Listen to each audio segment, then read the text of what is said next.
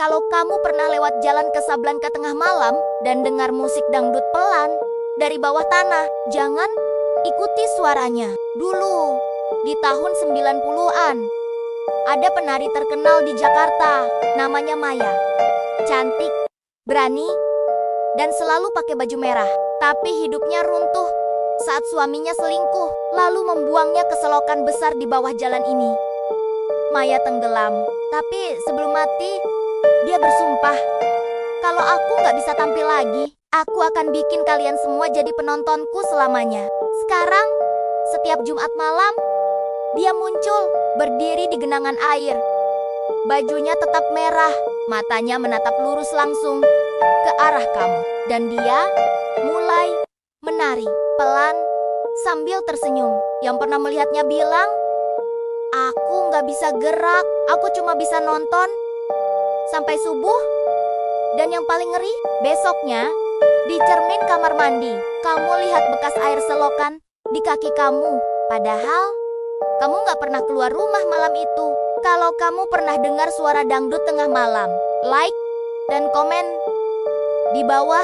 Pernah lihat lukisan anak kecil yang matanya berkaca-kaca, yang ekspresinya seperti tahu sesuatu yang gak kamu tahu? Di Inggris dulu, banyak orang beli lukisan itu, katanya indah.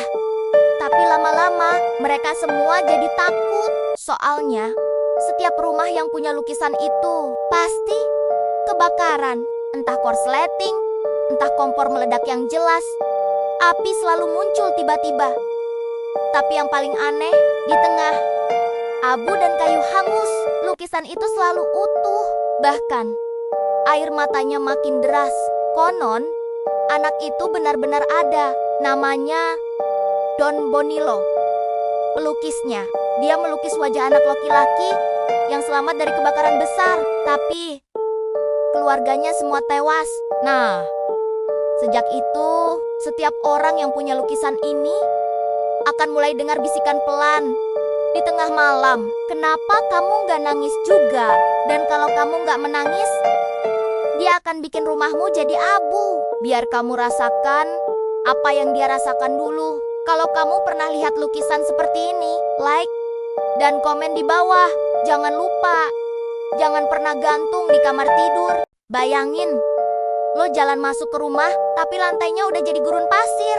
Jendela pecah, piano berdebu, dan angin berbisik lewat celah dinding. Bukan suara angin biasa, tapi kayak ada yang masih nunggu di dalam. Ini Kolmanskop dulu. Di awal 1900-an, kota ini lebih mewah dari Berlin. Ada rumah sakit, ballroom, sekolah, bahkan rumah dengan jendela kaca berlian.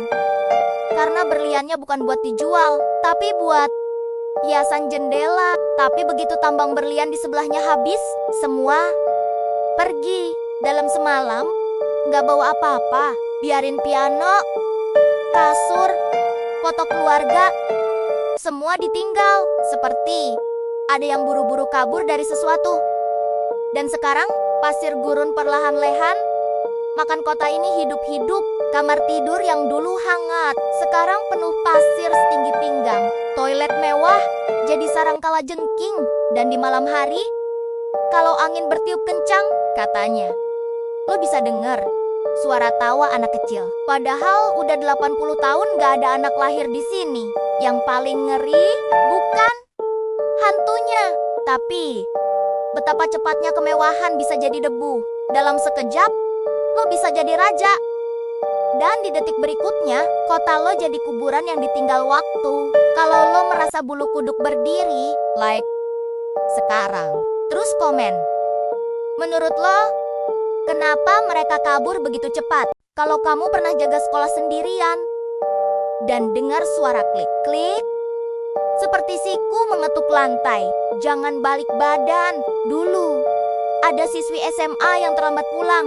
Dia lari menyeberang rel kereta, tapi terpeleset. Keretanya datang terlalu cepat. Tubuhnya terpotong jadi dua, bagian bawahnya hilang.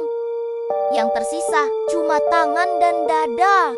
Sekarang, rohnya berkeliaran di lorong sekolah tengah malam. Dia nggak bisa jalan, tapi dia meluncur pakai tangannya, dan setiap kali lengannya mengetuk lantai, keluar suara itu. Teke, teke, teke. Konon, kalau kamu dengar suara itu, dan kamu balik, dia akan mengikuti kamu sampai ke rumah. Lalu, suatu pagi, kamu bangun, dan kakimu sudah nggak ada. Kalau kamu pernah dengar suara aneh di sekolah malam hari, like dan komen di bawah. Kalau kamu pernah lihat mobil tua, warna hitam, melaju pelan di jalan sepi, dan lampu seinnya nyala. Kiri, kanan, kiri, kanan, seperti memberi isyarat. Jangan dekati. Dulu, di Moskow dan Warsawa, orang tua selalu bilang, jangan main larut malam, nanti diculik mobil hitam. Awalnya dianggap omong kosong, sampai puluhan anak benar-benar hilang tanpa jejak. Mobil itu selalu sama. Volga Gas 21. Hitam legam, kacanya gelap, dan lampu seinnya terus berkedip meski nggak belok. Konon, sopirnya pakai jas hitam, tapi wajahnya nggak pernah kelihatan. Dia cuma berhenti kalau ada anak sendirian di pinggir jalan. Lalu, pintu belakang terbuka pelan, dan dari dalam keluar suara mainan anak atau bisikan lembut.